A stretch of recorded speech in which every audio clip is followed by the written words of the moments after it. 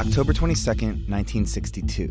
U.S. President John F. Kennedy deploys a fleet of warships to Cuba to intercept Soviet cargo ships, which are already on the way, transporting nuclear missiles to the island.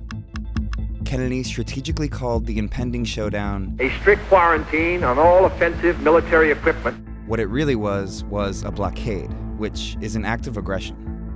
One wrong move on either side could trigger an all-out nuclear war.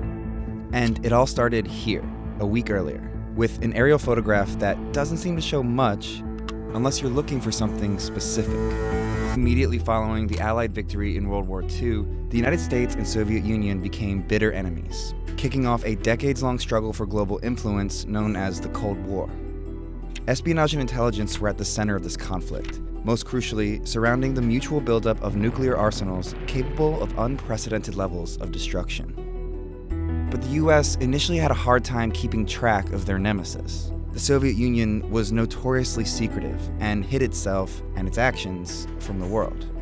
An iron curtain has descended across the continent. Nobody knows what Soviet Russia intends to do in the immediate future. Then US President Dwight D. Eisenhower saw a solution that built on experimental intelligence gathering from World War II, aerial photo analysis. In the late 1950s, the new high-altitude U-2 spy plane took photo reconnaissance to the next level. It was equipped with a powerful camera and could fly at a staggering height of 70,000 feet, or roughly 13 miles above Earth's surface. These cameras are described as capable of spotting a golf ball on a putting green from 40,000 feet. In 1961, Eisenhower authorized the creation of a new surveillance arm of the CIA, the National Photographic Interpretation Center, or NPIC. This small team of photo interpreters was trained in photogrammetry, the science of determining measurements from photographs. Using this method, an expert photo interpreter could identify specific equipment hidden in the tiny details of photographs and recognize signs of nuclear missile site construction.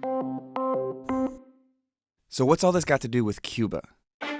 After the failed Bay of Pigs invasion in 1961, where the US attempted to overthrow Cuba's communist government, ties between the Soviet Union and Cuba strengthened.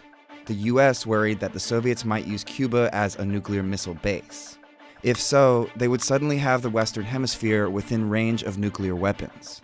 The CIA began flying U-2 missions over Cuba and bringing the imagery to the NPIC, whose photo interpreters pored over every detail, searching for evidence of Soviet presence on the island. It was like looking for a needle in a mile-long haystack. That's how much film a single U-2 mission yields, covering huge amounts of land. But on October 15, 1962, Dino Brugioni, a senior photo interpreter, found something. This photo proved beyond doubt that the Soviets were building nuclear missile sites in Cuba.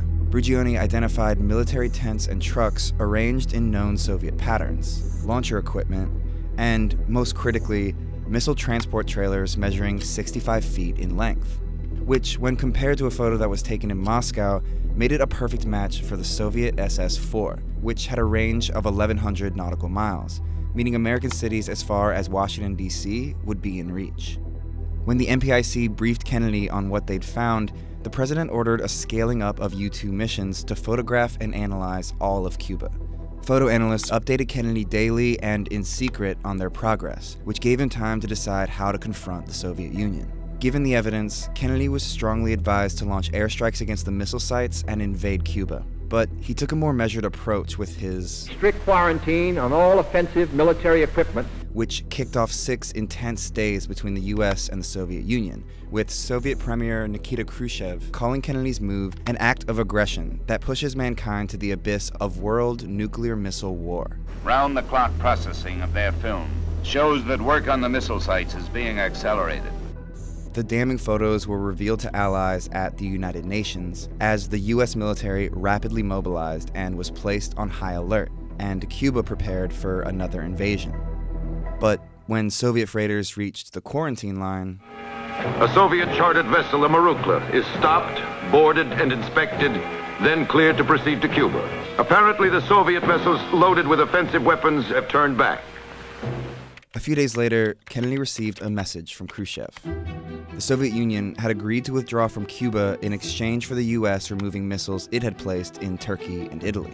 So, the nuclear missile sites were dismantled and the Soviets left, transporting their nuclear missiles with them back across the Iron Curtain.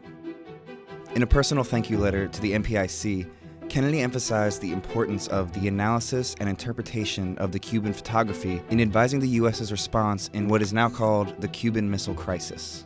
In summary, the Soviet Union did embark upon a bold venture to establish clandestinely in the Western Hemisphere a major offensive weapons base. That they were deterred in this effort is in large part attributable to the type of reconnaissance photography that we have just reviewed.